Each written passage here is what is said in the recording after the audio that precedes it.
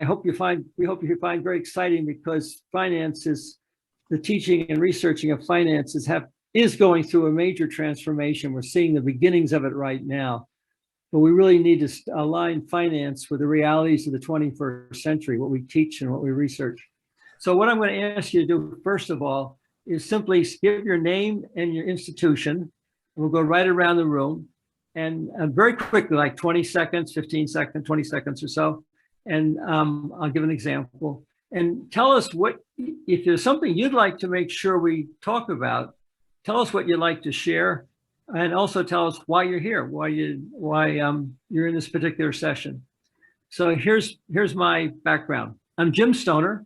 I'm connected to Fordham University, and I'm here because I'm excited about what's happening in the finance with this particular group and elsewhere.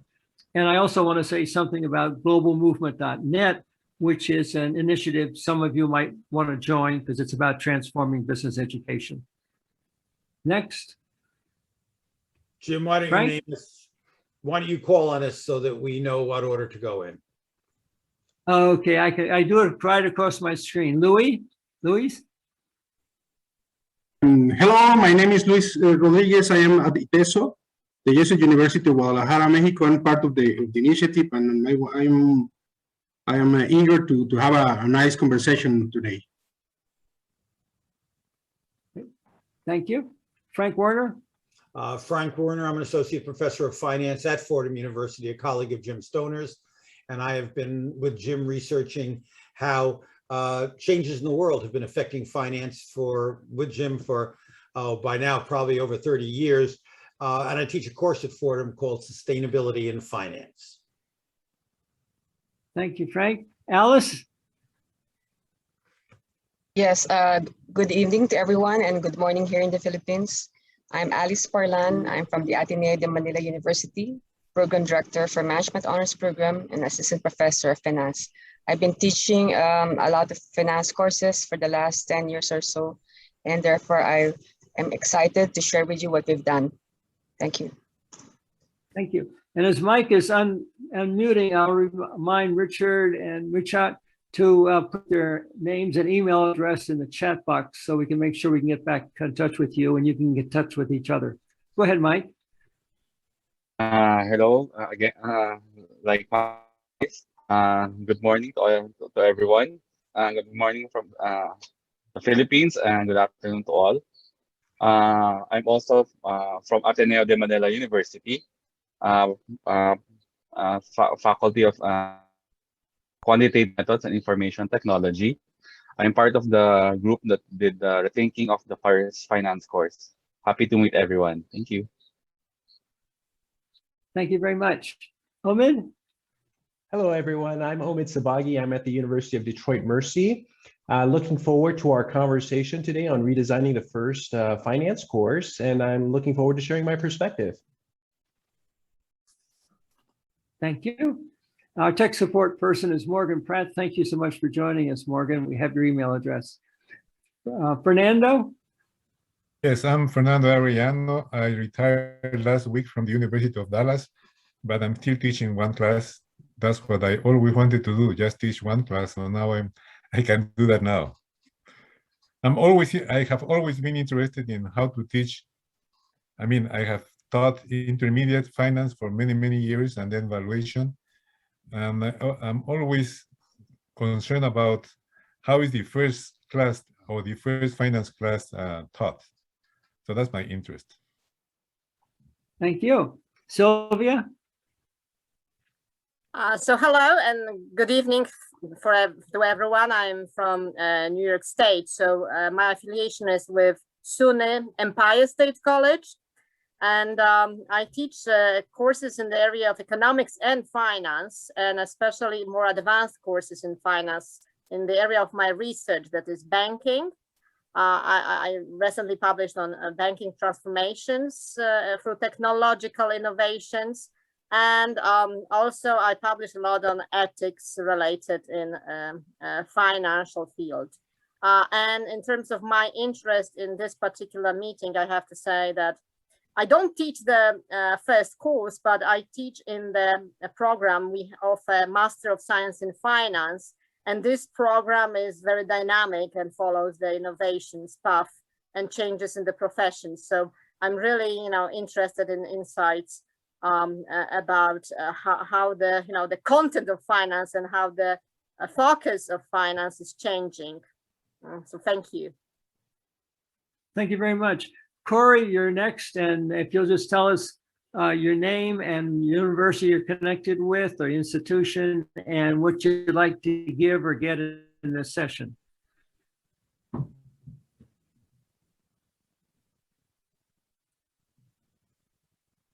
Corey, are you with us? And my internet connection is unstable. I hope it doesn't stay that way. Okay, while Corey is setting up, Richard, could you go ahead?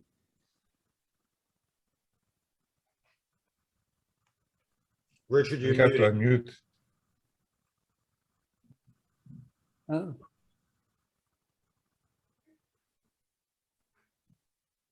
Richard, could you unmute? Okay, so is it Mukachet? How do I pronounce that? Mujahid. Mukachet. Mujahid Kocha. Professor Kocha. Yes, I'm an assistant Good. Could you professor tell of us, finance. Your institution and why you're here. I'm an assistant professor of finance at Governor State University from the Chicago area. I teach a variety of undergraduate and graduate courses.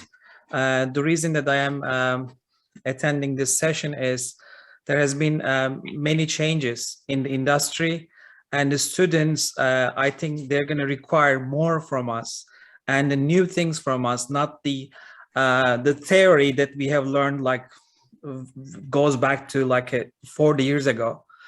We still use those things, but I think with the technological changes and everything, we have to do something. We have to keep them attached to the classroom. That's the reason that I'm attending this session.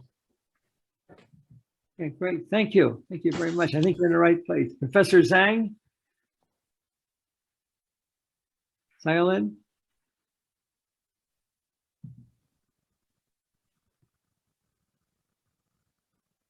Okay. Stephen Trainer, could you go next? If you can unmute. Would everybody unmute? I think would be helpful.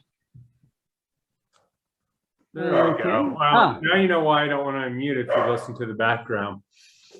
My name is, got a dog barking.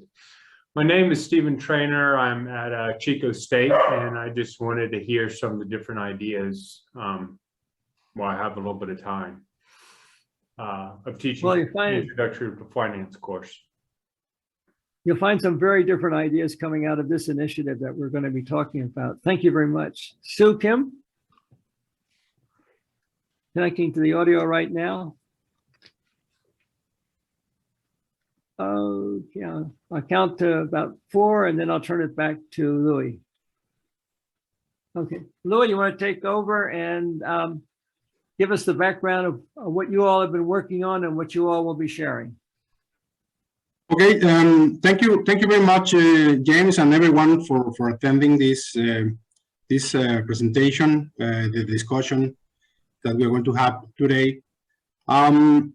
First of all, I'd like to talk about the initiative. This initiative started more than a year ago when some deans and apart from the International Association of the Jesuit University started to meet, and we were discussing. I mean, the deans were discussing how to change business education in the world, because as all of us know, the world faces challenges, tremendous challenges, environmental, social challenges, and we cannot be taking business as usual, in business. So we were divided in groups, and we started discussing. This what you see here is part of that finance group that we start discussing how we can change the way in which we teach finance. in our universities, in our business schools. And then this group start meeting, we start meeting. But what I wanted to say here is that this is not one person initiative or one university initiative, but all these universities you see here in the screen, and also the International Association of Jesuit Universities, the Association of Jesuit Colleges and Universities, they provided the funding for our time for being here, and this has been a year's work. What you are going to see. What we have done, what we have developed on this year, we developed a course of finance, an introductory course of finance. The goal when we started was to develop this introductory course of finance. We were thinking about teaching this asynchronously, and not only that, but this finance class, this new finance class, should be aligned with the United Nations Sustainable Development Goals, and also with Laudato Si. And our idea about this class is to share it with the world, free sharing to the world. So we launched this class. This is a very large initiative, and there's parallel classes developed within the Jesuit Business Education, Jesuit Business schools, and there's other initiatives on economics or on management or marketing, but we are talking now about finance. So the goal was this, we launched to this, and the way in which we did it, we tried, every one of us, of the members of this initiative, tried to solve the three following questions. The first one, how the Sustainable Development Goals and Laudato Si could be integrated into financial teaching. How we can stop to teach business as usual, and start teaching something different, and align with these initiatives, with the Sustainable Development Goals and Laudato Si.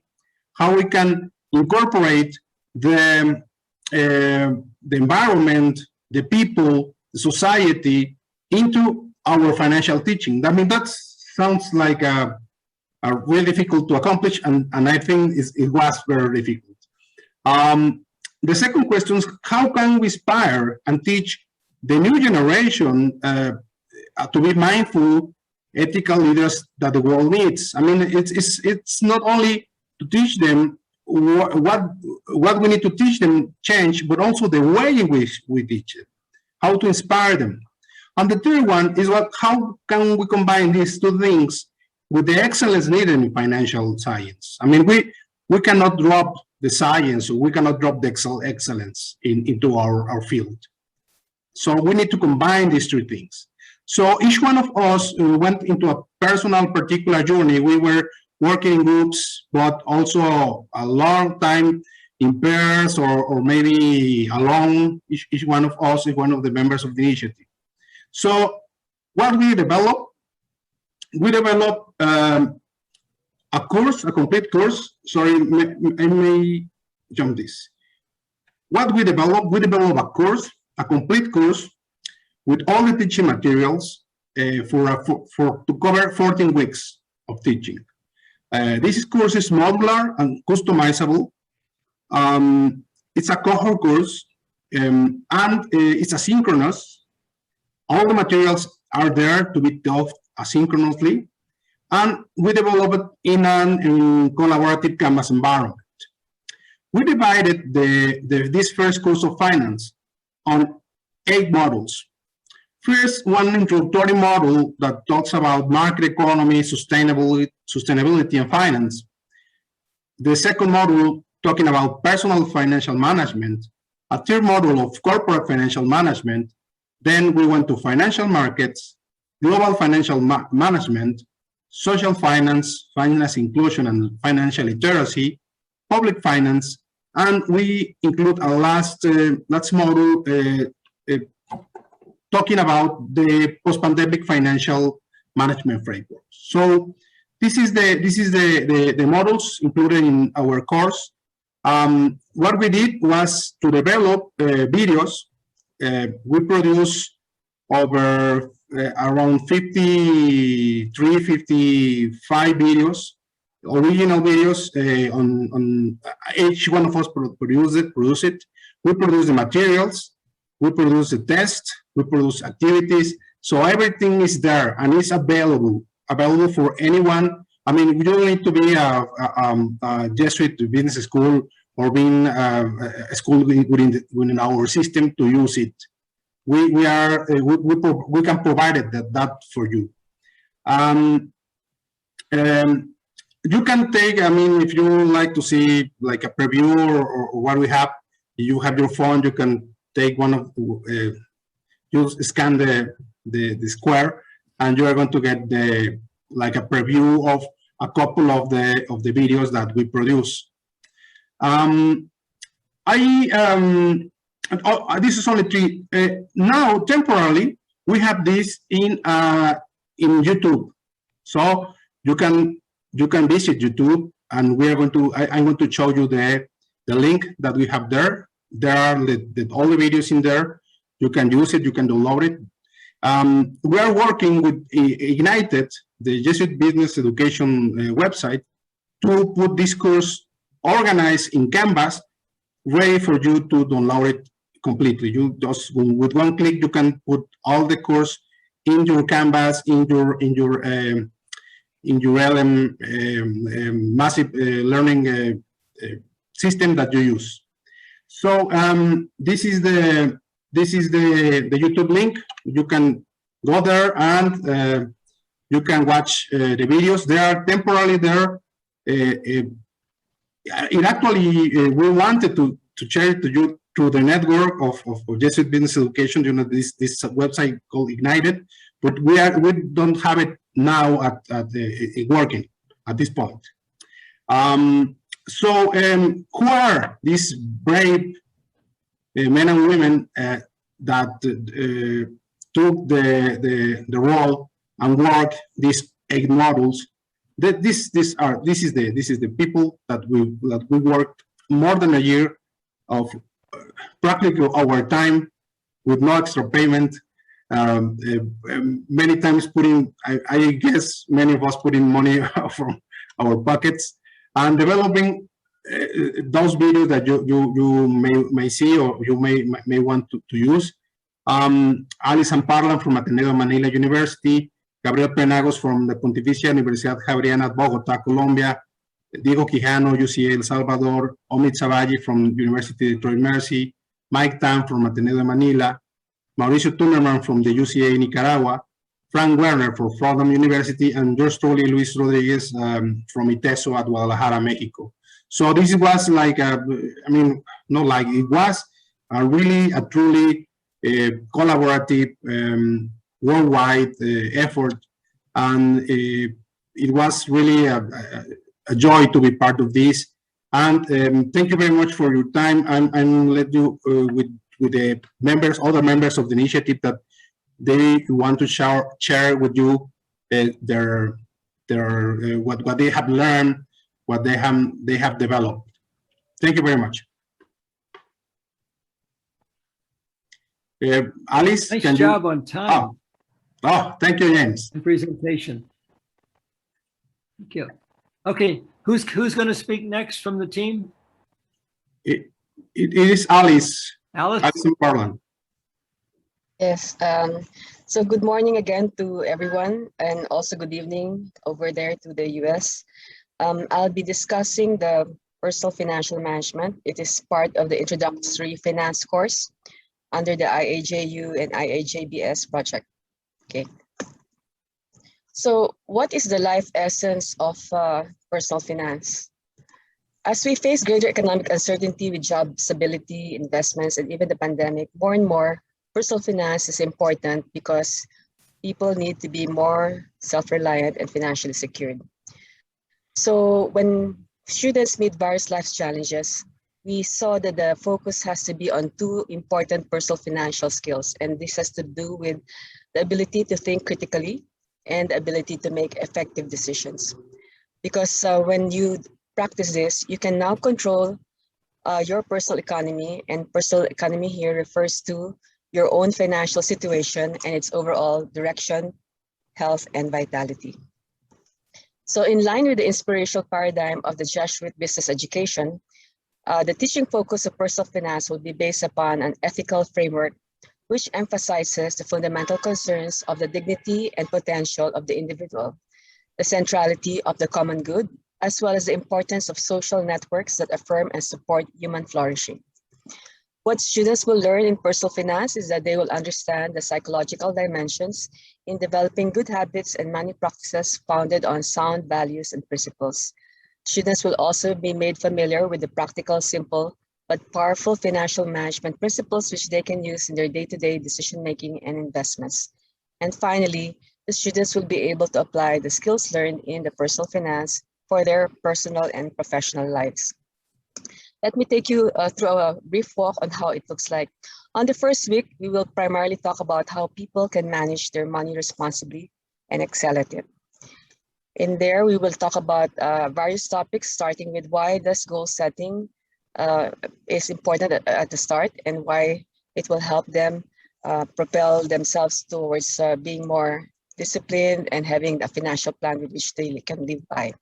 Then we'll talk about the nature of life cycle planning approach, because everyone has different life stages and therefore different requirements for their personal finance. So we'll talk more about that.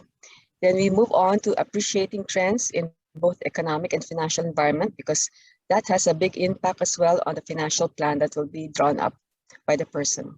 Then we talk about some economic concepts such as marginal analysis and opportunity costs. We even also look into certain decision models that can help them decide in a more sharper way of coming up with a good decision. And finally, we'll also talk about the Financial Success Foundation. So after that 1 week, there will be an assessment. It will be graded on a multiple choice just to understand if they got the concepts and theories correctly. And there will be an application. And that application is a personal finance mini case analysis that the students can do. Moving on to week 2, we will work on the understanding of a relationship between risk and return in making sound financial decisions. What this will entail is first and foremost understanding what time value of money is all about, and then moving on to the risk profile of investors and what are the factors affecting his choice of investments. Then we talk about the asset allocation and the different investment alternatives, followed by how do you now choose among those investment alternatives. Then we talk about ethical investing and also tips for investments. And finally, we will look into preparation of investment programs. So at the end of week 2, there will also still be an assessment. It is a graded test, which is multiple choice to test themselves on the theories and concepts discussed. And there will now be an application, that of making their own personal plan for investing. So if you notice, we really want to let the students focus on having a control over their personal economy, and primarily in the create value. Money is one way to quantify value, but wherever the economy takes us, that value is always being created, and there are opportunities to create that profit. So foremost, they need to really know their unique skills in order for them to be able to add value to their current company that they are employed with, or maybe their own businesses, or even their own communities. And the important thing about the personal economy is the returns that you create for other people and your organization. Because if you do increase the value of what you contribute, you also increase your personal stock.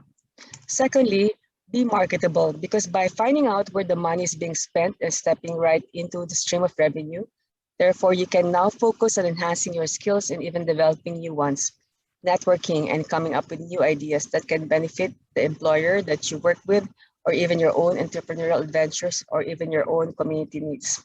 And therefore, it's also important that customers are cared for, as well as the reputation should be well guarded. And that is more and more seen easily in the social media and search engines. And finally, the idea of change is something that we need to embrace, because change in itself is where we're going to be going along the way. Finally, in terms of income streams, there's a need to differentiate streams of income, because if you do that, then you do not worry about where the economy is heading, whether up or down. And once the income goes up, you're given an opportunity to invest, because when you do invest, you get passive income with which Probably all the requirements in your life will be paid for, and that's the time you will want to increase expenditures. And then when you earn good profits in good times, therefore the money now needs to be invested to create more money. So on a final note on personal finance, when you focus on creating value, you no longer worry about job security because it's always there. And when your finances are secure, you have peace of mind. And when you rely little on others, you have the freedom to create the life you desire. And that's the 2-week version of the personal finance. And I'm Alice Ann Parlan from the Ateneo de Manila University. And these are my email address and phone number should any one of you want to know more about it. Thank you very much for listening to me. Thank you so much, Alice, for being right on time on that and handling it so well. I wasn't on the team, but I really have to share that I love the way you all start this course, grounding it in things that are directly, immediately relevant to the students and extremely important. So I just congratulate you on what you've done. Okay, who's up next? It's Frank Werner. Is your time, Frank? Thank you. Let me share my screen here so that we can get going here. So you should now be seeing my first slide, which is just a title slide. Okay. My role was to work on corporate financial management. And the starting point for that was to conceive of how I would break that subject up into individual units over the 2 weeks that I had to work with. I came up with 8 different topics and then prepared videos and material on each one of them. The starting point was just to define what we were talking about. What is corporate financial management? What does it mean? What are we doing with it? What are we trying to accomplish with it? And there, the key thing was that it's easy to talk about corporate financial management in the abstract, excuse me. But the reality is that corporate financial management means managing the money in a company to achieve certain goals.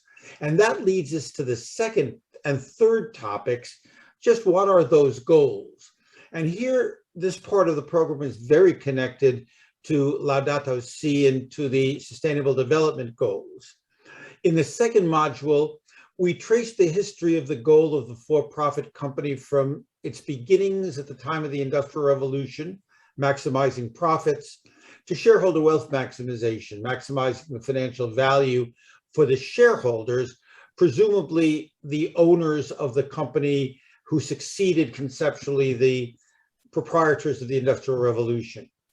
But finance continues to evolve. And in the third topic, we talk about beyond shareholder wealth maximization, how the goal of the for-profit company has been evolving since the turn of the 21st century and how it's continuing to evolve.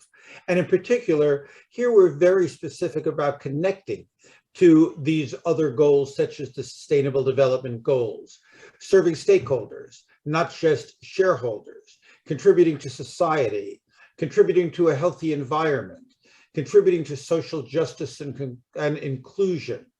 The notion that firms can be profitable doing good, just as they can be profitable not paying any attention to whether they're doing good or doing harm. In the fourth of these topics, we talk about the primary activities of financial management. What do you actually do on the ground in order to achieve these goals? And we identified 5 key tasks. The first was to preserve solvency, to maintain positive equity so that there are assets available to pay liabilities so that the borrowing is in line with the resources of the company. The second, the short-term equivalent of that, liquidity, always having the cash flow necessary to pay the bills when they come due. The third was financial resilience. We've seen very dramatically over the last several decades with, for example, the financial crisis of 2007, 2008, and so on, now more recently with the pandemic, that it's very easy for major events to take place that can threaten the finances of a company. How do we maintain resilience? Why is that appropriate? And why is that a major goal, a major responsibility of financial management? The fourth was to maintain relationships. Financial managers are constantly working with financial professionals, be they financial market professionals, bankers, insurance people, advisors, consultants, and having those relationships in place and knowing that the firm is getting good advice is a key role. And the fifth is financial analysis, which builds on what Alice was talking about. And there we're talking about the optimization and incremental decision-making of finance that turn up later in topics 6 and 7.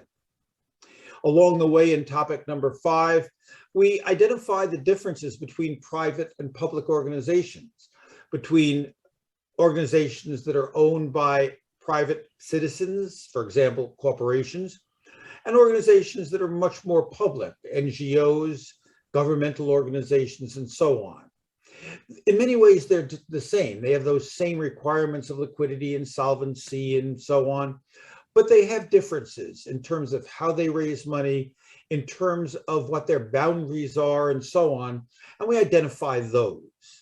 And then finally, in the 8th topic, we talk about financial excellence. Just what does it mean for there to be financial excellence? And we conclude that financial excellence occurs when the finance organization in a corporation is enabling the other parts of the corporation to do their job well and to serve those broad goals of environmental and social success.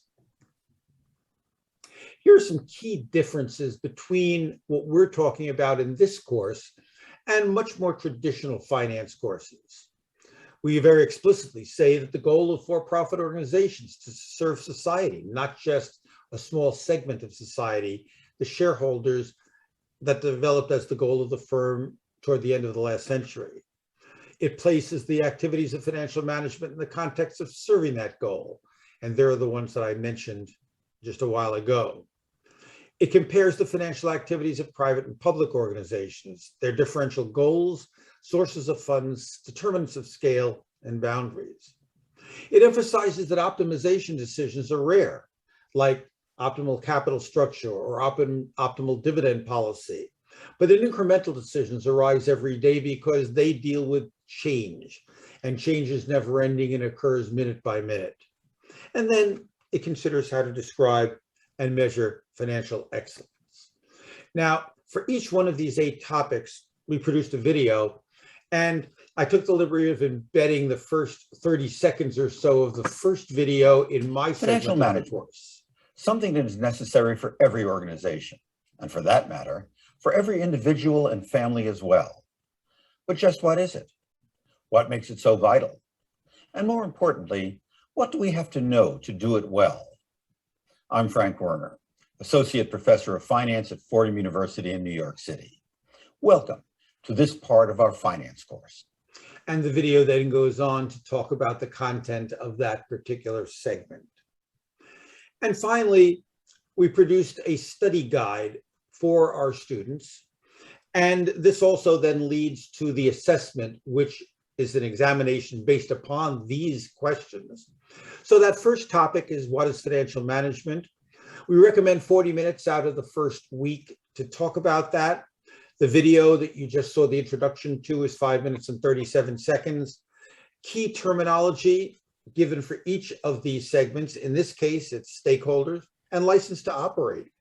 What allows a business to be in existence? What does society demand from businesses?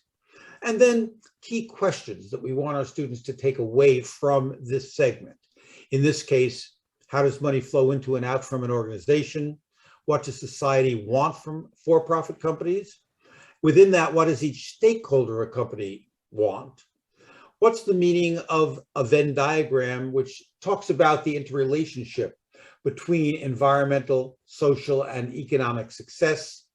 And why is financial management described in the video as an art, as something that has no formulaic response or answer, but really requires major judgment from financial managers to balance the needs of the various stakeholders and come up with something that meets their needs to the best of their ability.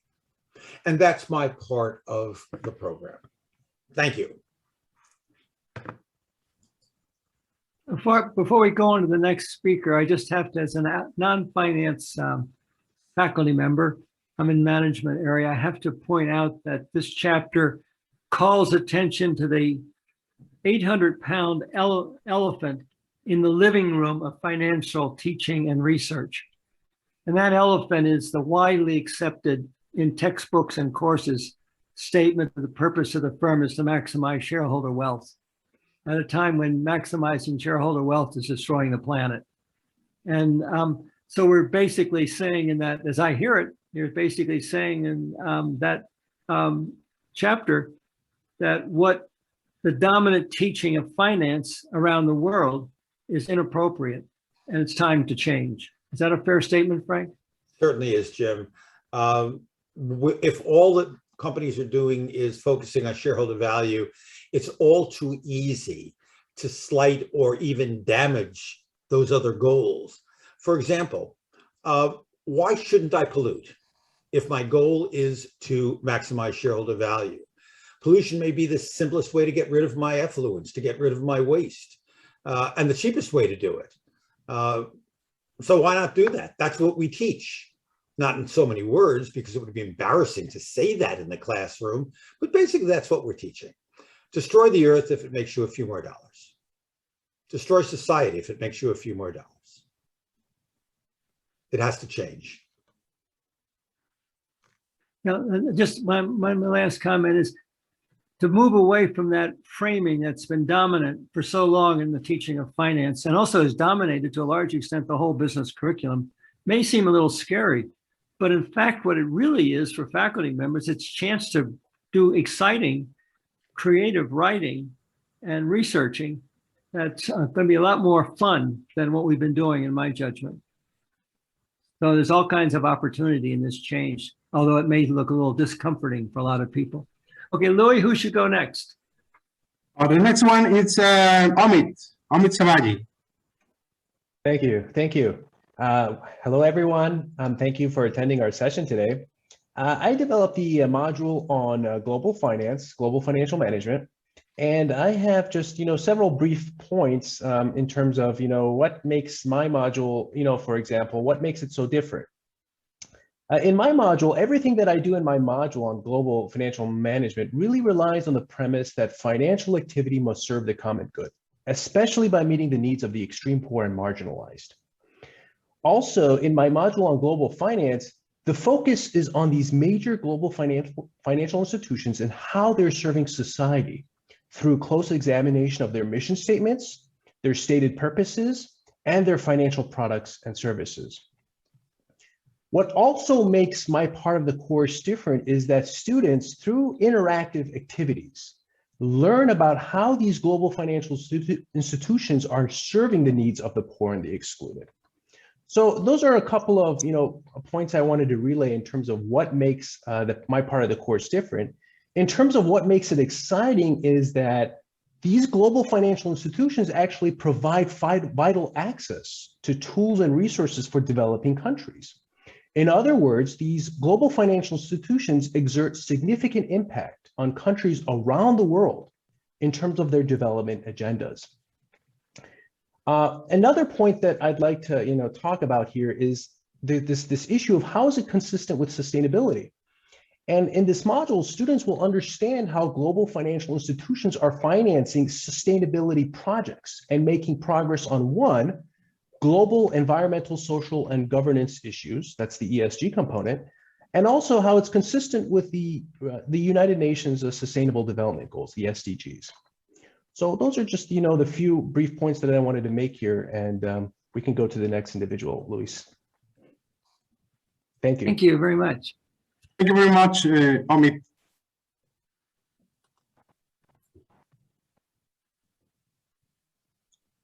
The next one is, where are you? Mike. Hi, Mike. It's your time. Hello, good day to all. Okay. Just want to share my short PowerPoint. So for my segment, I'll be tackling about public finance.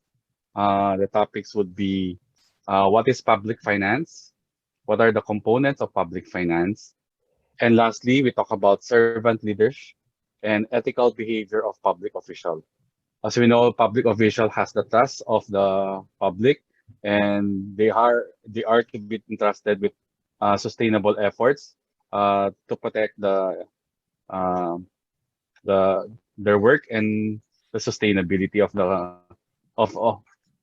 their workplace. Okay. After this, this will be a 1-week course. After this, there will be a multiple choice questions to check on the mastery of the topics. Okay, so that's all for me. Thank you very much. Thank you, Mike. Jim, if I may share a comment. I mean, regarding your latest comment with Frank. One thing that is very important is with this initiative, we're trying to show that there's a way in which we can change the way we teach a finance course. Also, as James was suggesting, there's a lot of research to be done on that. But just to say that, I mean, we understand and we are not saying that it's not important for the firm to make profits. We don't say that it's not important for the firm to generate economic value. What we're saying is that it's not the only thing that the firm and the people that work with the firm must be thinking or must be aiming. It's one of the very important, let's say, cornerstones of the firm, of the future firm. But also we need to think that this is not the only way, as Frank said in his the time here. I mean, in the presentation. So we need to think of the people you sell your products to, your services, the people that work for you, and the people you may hinder with your activity, you may affect with your activity. Also, you need to think of the planet. And I believe, I think I'm talking for everyone that we work in these topics.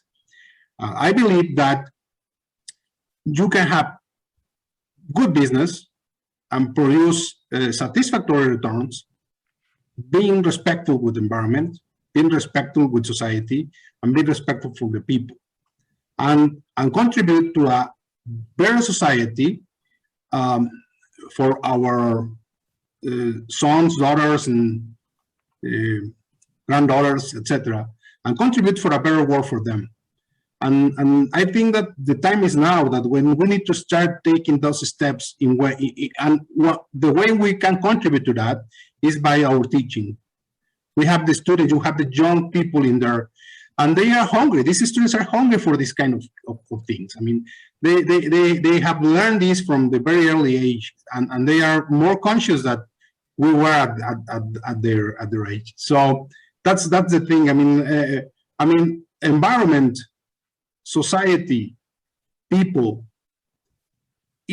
and taking care of all of that, it's also good for business. I mean, it's not that you are going to think in that and not thinking on the general economic value. Economic value is fundamental for the society, and to translate that economic value into actual flow, you need a market.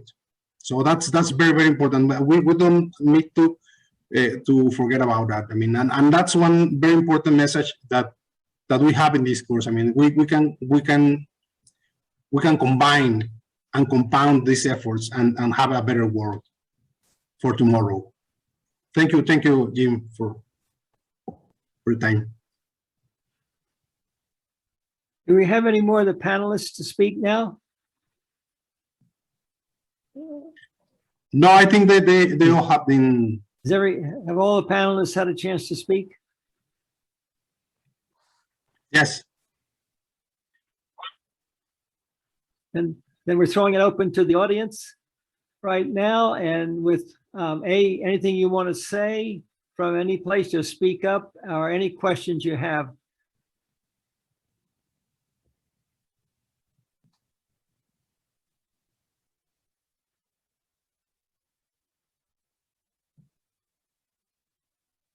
in the quietness right now, I'm going to put myself in the position of a student who could take a traditional finance course versus this one.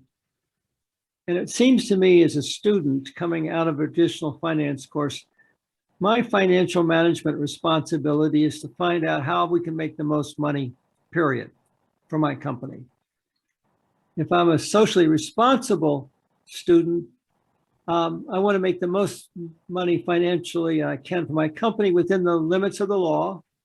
And, oh, by the way, maybe I can do something nice for society along the way, but I can't do that unless it adds to my profit. And with the movement of sustainability, I could take an advanced course and learn how the business case for sustainability could make me even more profitable, make my company even more profitable by doing less harm. But still, I can only do it if it makes the company more profitable. Coming out of this course, I think I have a different role, a very different role. And I don't know the right phrasing for it. The best I can do right now is as a financial manager or any manager in a firm, my job is to figure out how with the resources we have, we can make the greatest contribution to society. What is it that we have available to ourselves that can really benefit society? And in full financial responsibility, how can we do that in ways that enable this organization to continue to exist and grow? That seems to be a very different set of goals, a very different way of looking at the world. And does anybody have a much better phrasing than that? That's where I am at the moment on that. By the way, it's the kind of company I'd like to work for. Sounds like a lot more exciting to me than simply how can I make more money doing whatever I want to do, as long as I don't go to jail. Or if by the way, if I break the law, my fines are lower than my profits from doing the initiative. But by the way, last thing there is everybody's so quiet. I can't remember the name of the guy who raised the price of the pharmaceutical he took over by a couple thousand% or so, and claimed it was his moral responsibility to do so, because his only moral responsibility was to maximize shareholder wealth, and of course his bonuses and his own income. And I haven't found a finance professor yet that's told me what we teach in traditional finance that is inconsistent with what he did. That what he did was what we've been teaching. Now, Fernando, Aleja, who else would like to chip in? Oh, you mentioned that the manager has to act within the limits of the law or the legal system. But what about not the limits, but the realm of ethics or social responsibility? We don't emphasize that. I think it's more important than, together with, of course, the limits of the law, social responsible. But we don't call it limits, we don't call it realm. But I think it's very important, extremely important. Jim, you're muted.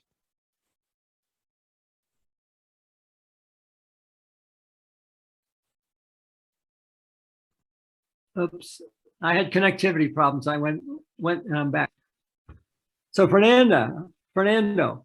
Yes. I see that you're lit up, like you're ready to talk. So I already said something. Didn't you listen to what I said? Do you hear it? Jim. He said he had connectivity problems, Fernando. Oh, so I'm sorry. you probably missed what you said. Okay. You mentioned, Jim, you mentioned before that the financial manager has to act within the limits of the law. But then we also mention moral responsibility or ethics, but we don't mention that we should also act in the realm of ethics or ethical behavior. Now, another comment on public finance. The ethical behavior of the public servant. From my experience, at least in my native country, Peru, and I have also taught in Mexico. Every public servant, when they start to work, they have an ethical behavior. The problem is when the system makes them unethical. So how can managers resist being unethical? Because it's not their objective to be unethical, but they are drawn into the system. But we don't see the problem in that way, I think. So how can we teach or incorporate that in our teaching? Resisting unethical behavior. I don't know, that's a question. Anybody else want to comment on that?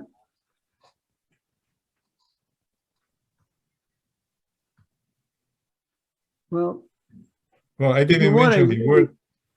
I didn't mention the word corruption, but I think if we talk about corruption, then that would be easy. But corruption has to do with ethical behavior. So it's not just teaching ethical behavior, it's just teaching how to not eliminate, but to, again, resist corruption. And as usual, there are two sides, right? The corrupted and the corruptor.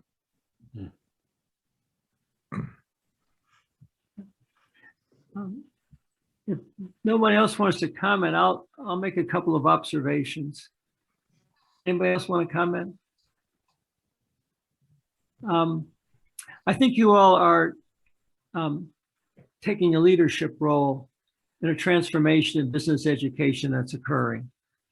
That we know that what we've been doing has basically been teaching business as usual and researching business as usual.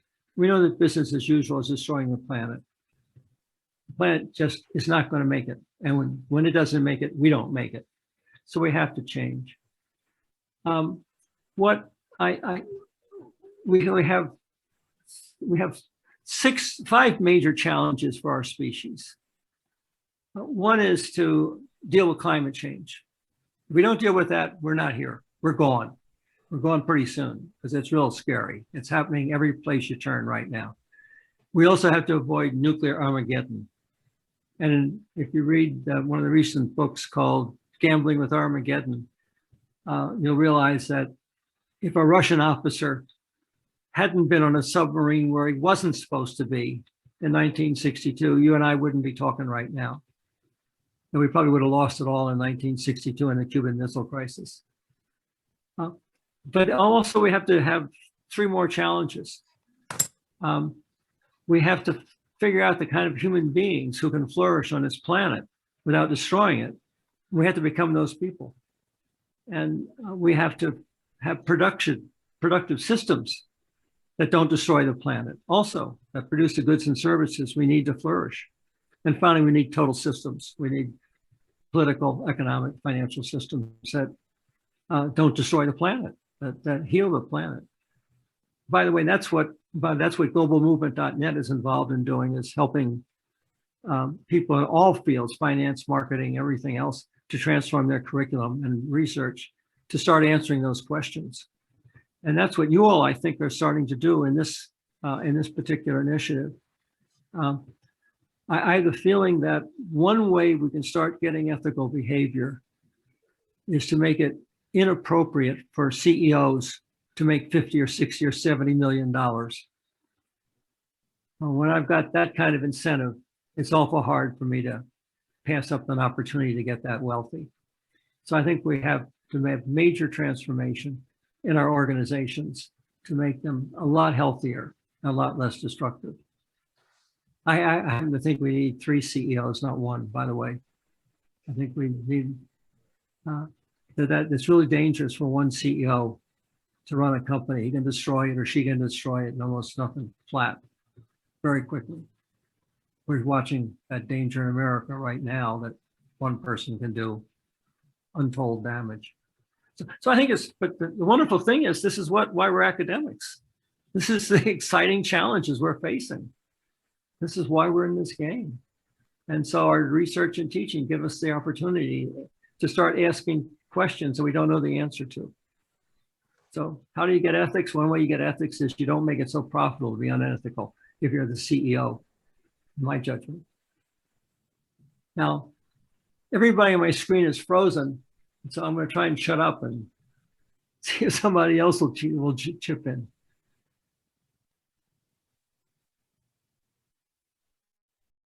I'm sorry, Alice, you were going to say something. Yes, I just wanted to point out that as far as ethical investing is concerned, which already includes sustainable investing, the green bonds, etc., more and more of the investors, these are individual investors, even corporate investors, are already or even institutional investors. They're looking more on ethical investing. They've limited their exposure and that. And the thing about that, it has been growing more and more in the past 10 years. In fact, it was also the only one practically that had some earnings or returns as of last year when we had the pandemic. So if investors want to really make that difference, of course, they choose something they'll also earn from.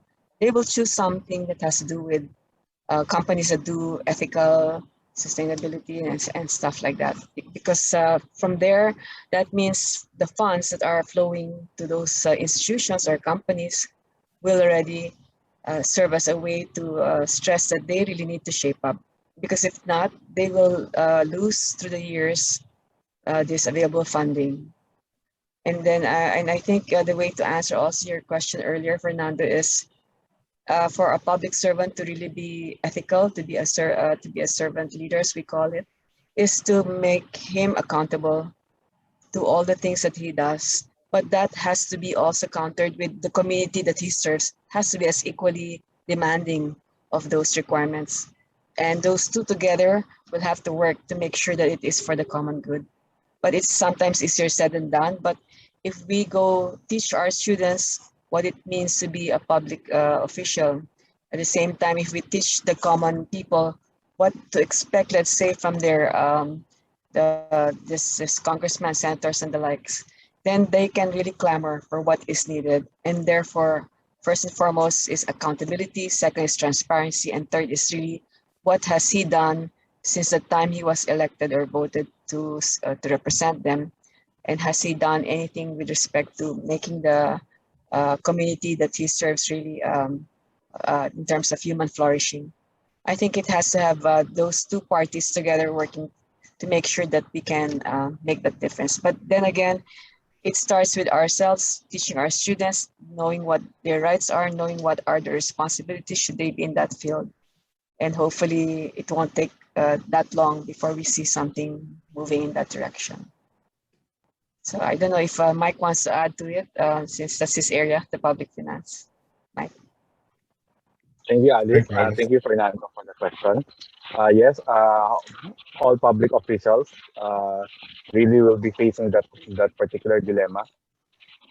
Normally, we will vote for them as they are very clean. Now, once they're in the position, they will really be locked in with that particular dilemma. So what we want for the ethics is for them to really think and undergo that ethical process, and it will be shown in their accountability of the works that they have done for the community. What we want to guard against is that are those public officials who would really get a big amount of money and not doing anything for the community. Okay, so ethics is something that it's more of a reflection, okay, rather than more of the effect of doing good. Okay? Maybe this is something that we want to instill to our students. Thank you. Thank you very much.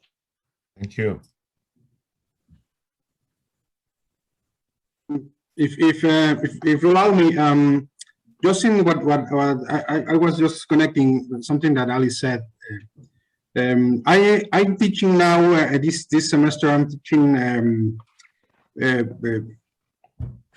stock market strategies with my students at ITESO Mexico. So I changed the class. You know, I mean, it's not part of this initiative, but all the things I've been learning the last year, I mean, moved me to change my class. So a couple of weeks ago, I was teaching them sustainable investing. And I'm really glad about the reception I got with students. I mean, they were really interested on it. And the thing that was stressed to them in the class is that even doing something that is seen as, you know, I mean, I don't think that you have in finance someone with worse reputation than the stock market guys, I mean, the Wall Street guys. So even from those places, you can still do something for the planet. You can invest in companies that are respectful with the environment. You can invest in companies that are improving their practices. You can, when you're investing, you can develop a personal strategy or a fund strategy that is online with the sustainable development goals, and that can be profitable. It can be good, and also, I mean, it can be profitable, and you can change things doing that. So, as you say, Alice, I think this is small steps. We're taking those small steps and trying to teach that and put this into with the students, and hopefully inspire them to change, to search for something different. It's going to be enough. I'm hopeful that it will make some dent in the future, but I don't know. I mean, that's for the future to tell us if this is going to be enough. But I mean, we're trying to put this little step and try to teach these issues to our students. So hopefully we can change something. We can change at least a couple of them to be different. Thank you. Thank you. As I listen to what you all are saying, and I think about what you're doing, I remember I'm an outsider on this one. I'm inspired that finance is so influential in the world and so influential in business schools. The basic neoliberal narrative that finance has largely accepted, and this framing that the purpose of the firm is simply to enrich shareholders and chief and high corporate officers is what it boils out to, is so malicious and so destructive. And yet we've been teaching it for, what, 40 years or so, someplace in that ballpark, 40 or 50 years, that as finance as pioneers, leaders, revolutionaries in the field of finance start saying something very different, as you all are saying something very different in your book and your work. And as you add colleagues, a lot of them will resist, a lot won't join you, a lot think it's a terrible idea. We'll say it's socialism or something horrible like that. But as those who really care about the future and about their children and about our lives and meaningful lives, as those join you, you're going to be supported by the transformation in the marketing courses, in the management courses, and the accounting courses, and the economics courses. And there's really exciting stuff happening in the group that you're involved in, that you can make a really big difference. And we know that at the end of our lives, what makes a happy life is a life of contribution, and not how many toys we accomplished, we collected, and that what we gave to others is what brings peace to us late in our lives. It's not what we've taken from others and not what we've acquired for ourselves. And our students are not dumb, and they know that what we know, we've known for a long time what life works. And finance has a real chance to say, hey, this is how we can make it work. And that's what you all are doing. So I think it's you're going to have a lot of support across the university. You get a lot of support as other courses, because we're all changing. All those courses are changing. And if you haven't seen that Time article, I think we'll be happy to send it to you. There's also, the whole struggle for the soul of business education is in business schools is getting to be a major theme right now. And you all are leading the way. I think it's terrific what you're doing. But I'm an outsider, so I can say this.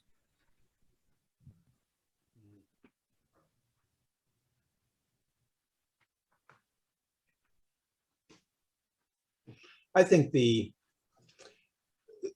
material that we're talking about is already starting to creep into finance curricula. I know at Fordham, there are now within our finance department, there are now quite a few new courses that are either being experimentally taught or proposed based on ESG, based on the notion that firms that follow environmental and social and government practices, good practices, end up doing well, and very often beating the non-ESG benchmarks like the Standard & Poor's 500. There's a lot of data that suggests that that in fact is the case and has been the case for quite a while. We just got a grant to set up a student-managed investment fund focused on ESG companies. We already have a student-managed investment fund that is no particular sustainability focus or ethical focus. And it's going to be interesting to see the comparison between the results of those two funds. Our existing fund, the student-managed fund, interestingly, regularly beats our professional fund managers for the endowment portfolio, to their embarrassment.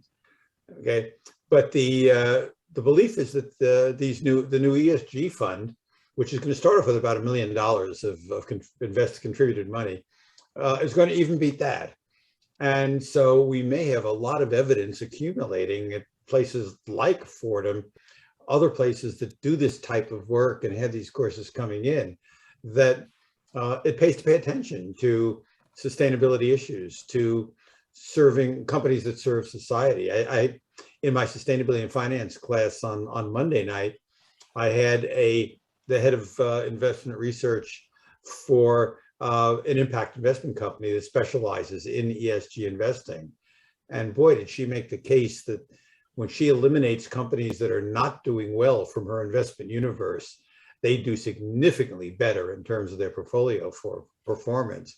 I could hear my students basically gasping and saying, wow, look at that. And these students now are going to go out of that course and say, I don't want to be involved in investment management unless we're talking ESG, unless we're starting to look at companies that have been screened, not just for sin stocks or the traditional screening, but have been screened on a positive basis for ESG inclusion. And so I think it's happening already. And hopefully what we're doing in our course is going to help underneath what my course is doing in terms of bringing our students into that upper level with a much better understanding of what's possible.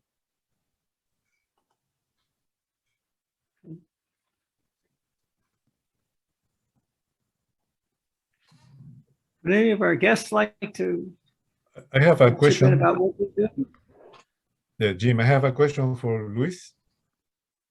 Luis, you listed a number of modules, and within those modules, there was a section or chapter on personal finance and another one on corporate finance.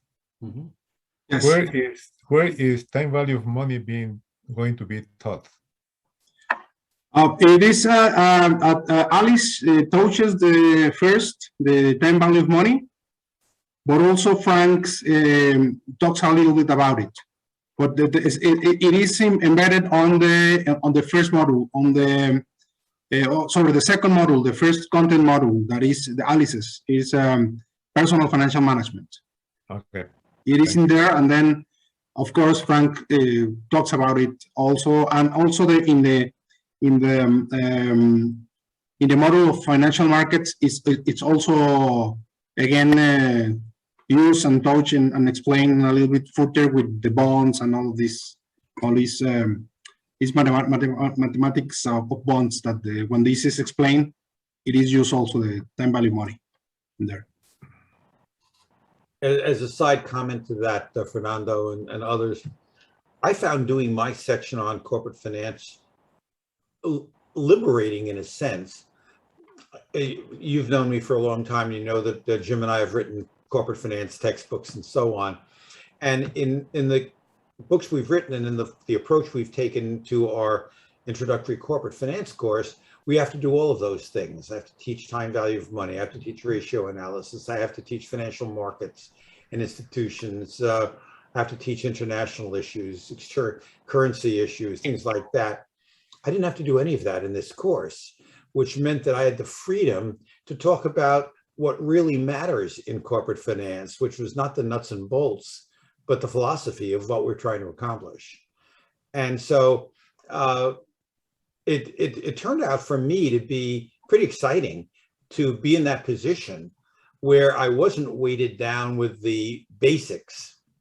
And I enjoy teaching the basics. I have a lot of fun doing that, but it opened up the possibility to teach these other concepts, these much more philosophical and ethical and responsible concepts, and embed them into my part of the course. And that to me was one of the really exciting parts of my participation in this. Thank you. Jim, it's 8:41 right now. I know you want to save some time at the end of this to talk about the globalmovement.net. So maybe it's time to turn it over to you to add that to our understanding here. Okay, thank you. I'll be real brief on this, but thank you very much. Let me note that when you put the list of the logos of the schools involved in this initiative, they're Catholic, they're Jesuit universities, but this initiative goes far beyond the Jesuit area. This is an initiative to transform all of business education and finance and every place else, and marketing and everything else. And globalmovement.net is a small group of people I'm involved with that grew out of a 2016 application to the MacArthur Foundation, $100 million and change competition. And the application was to transform business education. And we didn't win $100 million. 2009, by the way, the International Association of Jesuit Business Schools and the colleagues in Jesuit Business Education were the sponsors of that initial application. In 2019, globalmovement.net made a similar application, which we didn't win again. And we're going to do a similar one in 2022. What the application will be, and I invite any of you interested to join. We will have sustainability champions at 400 campuses, teams or individuals who have a very simple assignment, and that is to support and to encourage and support the transformation of the school's research and teaching to be fully aligned with the need for a sustainable world. That's transforming, going down to bare metal, which is what you all have done in finance, going down to bare metal and saying, what we're doing in finance is very different from what we used to do. And it's based upon creating a sustainable world. And that's what finance is about, contributing to a sustainable world. And so is marketing, which is going to be a real challenge. And so is accounting. And by the way, some really good stuff is happening in accounting and at Fordham, for example. And marketing, some very good stuff at Regis, which happens to be a Catholic university. It's not a Catholic initiative, but the Catholics are taking the leadership right now, just as they did 500 years ago when they changed the world through education. And so what we're doing is basically getting folks on board to transform, to work on their campuses, including alumni and students, anybody, simply to support, encourage and support the transformation of the curriculum.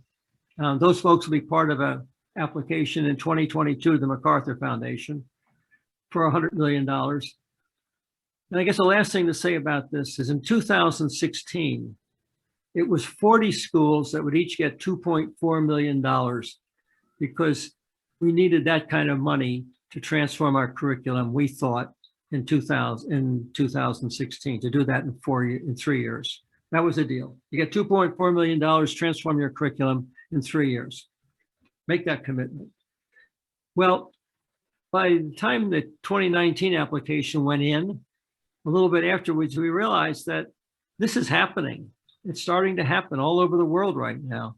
Slowly, and only a few places so far. But you don't need $2.4 million to transform your curriculum. You can do it literally for nothing. Any faculty member today can simply say, as I did it 2 years ago, say, I'm not going to teach management in alignment with maximizing shareholder wealth. And the purpose of the firm is to maximize shareholder wealth and the neoliberal narrative. I'm going to teach it about creating a sustainable world. And in 2 weeks, I threw away my old course and taught a brand new course for nothing. Didn't cost anything to do that. It's just a matter of doing it. So I think that right now we've realized that we can make this transformation actually pretty easily and pretty cheaply. So if we win when we win $100 million, each of those 400 individuals and teams will get $240,000, not to make the transformation, but to advertise the transformation, but actually to share what they've done.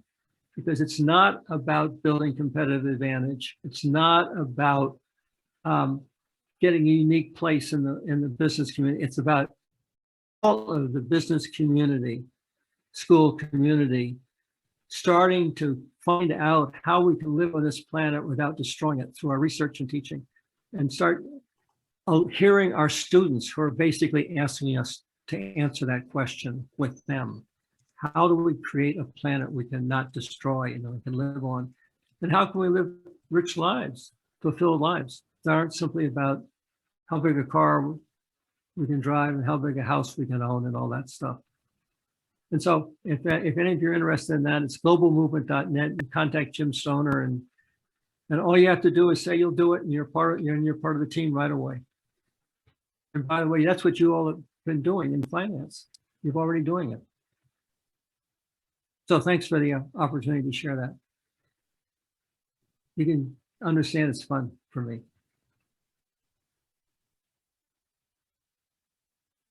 Monica, welcome. You want to tell us about what you're up to, or anyone else?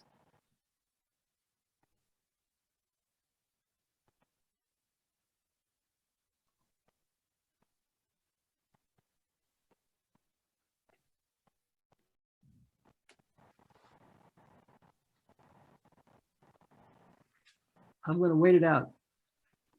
And I've talked much more than I expected to tonight, and I appreciate the opportunity. I'm always curious what I'm going to say. Frank, any comments? Well, I'm just pointing out from the chat that Monica just wrote, somehow my mic does not work. And so she's unable to contribute any audio at the moment. But welcome, Monica. And I'm sorry you couldn't be here for longer here, but we've recorded this session. So if you want to hear any of the session that you've missed, it's going to be available, I believe, at the FMA website or some site cultivated by the FMA. Do we have our own recording of it? Does only the FMA have the recording? I don't know the answer to that. I think only the FMA does. We might be able to get the recording. It's usually the session host that has access to it. And I don't think any of us are the session host. I think they've kept that. Perhaps Morgan can give us some advice about that. By the way, when I looked at the program, I realized Frank and I did our first FMA session, I think in 2008, 13 years ago. And Fernando, you might have been in that session. I'm not sure, but I know you've been in a lot. So it's really great to be back here. And Louis, it's been so great to meet you, Louis, through this process, and the rest of you. Any other comments, or should we finish up 11 minutes early? It's unheard of. If I may ask, Jim, maybe anyone from them in the audience can share what they've done in their respective areas or what their school is trying to focus on, so we'll have some idea. I'd love to hear that.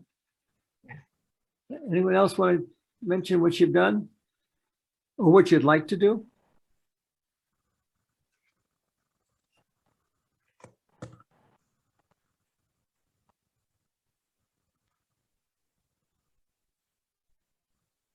I don't teach the introductory course, so I cannot say anything. Alice, do you want to say anything about what you all have been doing in the accounting area at Ateneo with the Chute and others? Yeah, but actually I teach primarily finance, although I'm part of that department. What we've done is that we've incorporated also what you call the service learning projects, meaning we teach the students the concepts. They in turn go to the community, normally it's a marginalized community, to teach whatever they learned or even to apply it. So it comes about in terms of financial literacy for one, and at some point when they're through with that, they started going into the livelihood. Coming up, let's say, with the businesses that could be done, given the community resources and the likes. So slowly, many of the courses, especially in finance and a little bit in accounting, are focusing on the community development by applying what the students learn in class to that of the community. So that's our focus in that sense. That's why the core curriculum of Ateneo is also very strong at not the usual general education courses, but it has to do with understanding yourself initially, and then from there getting some exposure or commitments with the community. And the third is doing the expertise that you want to focus on, but applying it as well to the community, for example. And then the last would be in terms of coming up with what is needed to be a leader, so that in fact you can help out the community also in that respect. So it's like I was proposing, or in our Dean's Council, the concept of the highway of service learning programs. So we piloted it with the management honors students. From first year to fourth year, they were just dealing with just one community, so that the relationship is long term. But they were engaging with the community in different aspects of their academic subjects. So that's what I've done so far. But to see if it's successful or not, there's just the batch that will graduate the last 4 years is they're going to be graduating next year. So that's when we can see what else we can do in the tweaking of it. Thank you. Okay. Thank you. Thank you, Alice. I mean, I may use a couple of minutes. Please, if you need something to start the course at Ateneo next year, please let me know. If it's any way in which we could help you to start the course there, I mean, please just call me, send me an email, and sure, I'd be very happy to help you. Thank you for that.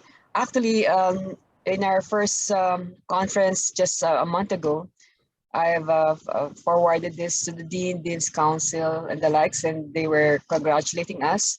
In fact, the department chair also said that he will want to adopt this course for those at least who want to specialize in the financial management. It's like a minor program per se. So they see the importance of this. It's a snapshot of all the various finance courses, but the take on it is different because we put in the sustainability development goals, Laudato Si, ethics, and the likes. So that would be interesting. I think we might see that happening next school year, because we still have to go through the process of approvals with our academic affairs associate dean in that respect. But at least it's in that direction we're moving. And if any of the schools, like Luís had mentioned, wants to also have a joint project with Ateneo, we most welcome it. We'll just see what areas we can do as far as finance is concerned. Yeah. Nice. As I was listening, what I heard the little voice behind my right ear saying is that lots of people are embedding the sustainable development goals in the existing maximizing shareholder wealth paradigm. So there's a lot of effort to embed those goals in our curriculum and in all our fields. But you are different. You have gone down to bare metal and you have said the core of what we've been teaching is no longer what we will teach. We will teach a different purpose of the firm. And I think we have the strange circumstance that finance faculty members from this group right here can start talking to your colleagues and saying, this is what we've done in finance. We have said there's a different purpose of the firm. What are you doing in marketing? What opportunities do you see in accounting? What opportunities do you see in management? When you start not embedding, but going beyond embedding and going down to bare metal and saying, the reason why we want to manage your firm properly is so that people can have a meaningful life here. And so that our companies can really make a contribution, not simply so our company can make more money. So in marketing, to your finance colleagues, I'm sorry, to your management colleagues. So how are you changing? How are you doing it? Because what you're doing in finance is you're aligning with the realities of the 21st century. You're dealing with climate change and social injustice and income inequality in your course. And we have to do that across the whole curriculum. So in addition to the pioneering work that you're doing in your own field, you have the chance to reach out and point out to other people that they can do the same thing. Because all our courses have to change, because they're all embedded in the neoliberal narrative. They're all embedded in the purpose of the firm is to maximize shareholder wealth. And so you're kind of the prodigal son, by the way, because you all, meaning the finance faculty, has been doing this for a long time. It's been talking about maximizing shareholder wealth. Now you're going to come out and say, we're playing a different game. And is it going to be fun? Do you have opportunities to write stuff that will be really exciting and interesting? And your students will absolutely fall in love with you because they've been waiting for this for a long time as you look at all the surveys. So I want to congratulate you all in what you're doing. I think you've done an exceptional job and a very, very important piece of work. Far more important than the 23rd article on the Modigliani and Miller, which is what I was studying when I was studying economics at MIT. Okay, last comments? Everybody want to just one by one say goodbye? Jim, you asked us, what do we do different? I don't do it differently now, but like 15 years ago, when you started with your sessions on sustainability, I started to say in my class, not only maximize shareholder wealth or maximize the value of the firm, but I always add within the realm of social responsibility. I always mention that together with shareholder maximization within the realm of social responsibility. I think we're to the point, Fernando, where we've got better and better ways to say that now. Social responsibility was a topic that was quite debated in the latter part of the 20th century. Milton Friedman's classic piece, The Social Responsibility of Businesses to Maximize Profits, that type of thing. We're going well beyond that now and saying it's not subject to the constraint of social responsibility. It's that the whole maximand is different. What we're maximizing is contribution to society. And that includes financial contribution, social contribution, environmental contribution. And we don't know exactly how to do that yet. And we don't know what the right way to balance it is. And for a finance faculty that's been trained in mathematical analysis and likes to come to finite conclusions, likes to write models and take first derivatives and set them equal to zero and claim they found something, this is awkward because they look at us and say, you don't know what you're talking about. You know, where's your model? Where's the answer? And I think it's quite reasonable for us here to be saying, we don't have the answer. We have the question. We know what we need to do. We don't yet know exactly how to do it. One of the phrases that Jim taught me, I guess a classic management phrase, is that we're building the bridge as we walk across it. And that's the case. You know, we don't have the answers, but unless we start crossing that half-built bridge, as Jim's pointed out, we face doom as a society because of climate change, for starters. And we have to do this. And intuitively, we know it's right. And intuitively, our students know it's right. And so we're going to go and do whatever we can, as far as we can. And the job is to learn along the way. So the next time we say it better. And the next time we say it, it's better than that, and so on. Just like any discipline has evolved over time, ours is evolving, but we know the direction it needs to go. Thank you. Thank you all. Thank you, Frank. I couldn't say it better. It was Thank you. inspiring. It was inspiring. I mean, you say it. No, it's not. The problem has changed. Exactly. That's. I think that can summarize very well that the thing you have been working with Jim and we have been working the last year. Yeah. And I'm just like to conclude my participation here, saying thank you to everyone of you. Thank you for your contribution. Thank you for your inspiration. I mean, I learned a lot from working with you guys and discussing and talking about these issues. I mean, I've been learning a lot the last 12 months, and I expect to be up to the challenge to start writing some more things about it. Thank you, guys. And from our side, Luís, thank you for being our team leader and all of the coordination and organizing work that you did. You made this possible for us to tag along and do our work so well.